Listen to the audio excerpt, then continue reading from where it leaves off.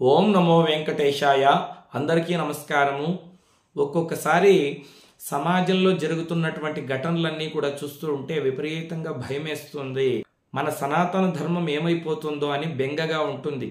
ఎందుకు ఈ మాట చెప్తున్నానంటే, బీహార్లో కొంతమంది హనుమాన్ చాలీసా పారాయణ చేస్తూ బయలుదేరి వస్తూ ఉంటే 300 మంది అన్యమతస్థులు అంటే మహమ్మదీయులు ఇటుక రాళ్లతో రక్తం వచ్చేటట్లు కొట్టారు హనుమాన్ చాలీసా పారాయణ చేసినందుకే.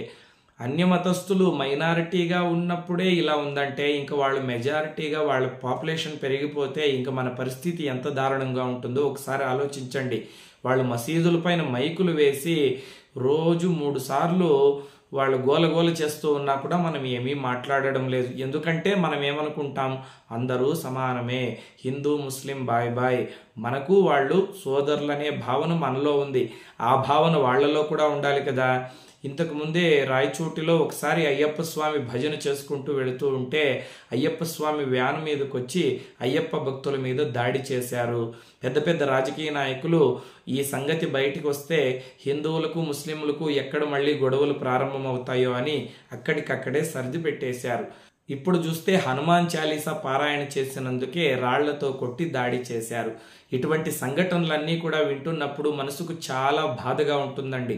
భగవంతుడి మీద కూడా ఒక్కొక్కసారి కోపం వచ్చేస్తూ ఉంటుంది. ఎందుకంటే ఇన్ని అన్యాయాలు అక్రమాలు జరుగుతూ ఉంటే భగవంతుడు ఏం చేస్తున్నాడ్రా అని.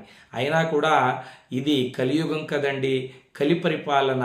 ఈ కలియుగంలో ఎక్కువగా సాధు సత్పురుషులకు భక్తులకే ఎక్కువ కష్టాలు వస్తూ ఉంటాయి. ఎందుకంటే పళ్ళున్నటువంటి చెట్టకే కదా రాళ్ల దెబ్బలు పడుతూ ఉంటాయి. ఏ పళ్ళు లేనటువంటి చెట్లను ఎవరు రాళ్లతో కొట్టరు కదా. వాళ్ళు చేసిన తప్పేంటండి, హనుమాన్ చాలీసాని చదవడం తప్ప.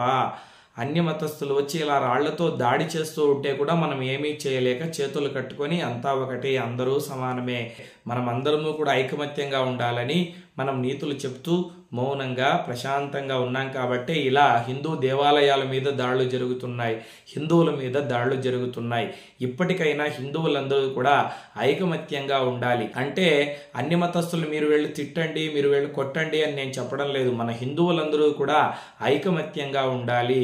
ఎప్పుడూ కూడా ఒకరికొకరు మద్దతుగా నిలవాలి. అప్పుడే మన సనాతన ధర్మం 10 కాలాల పాటు చల్లగా ఉంటుంది. నా ఆవేదన మీతో చెప్పుకోవాలని ఈ చిన్న వీడియో చేస్తూ ఉన్నాను. మీ అందరికీ చక్కగా అర్థమైందనే భావిస్తున్నాను. లోకా సమస్తా సుఖినో భవంతు. స్వస్తి.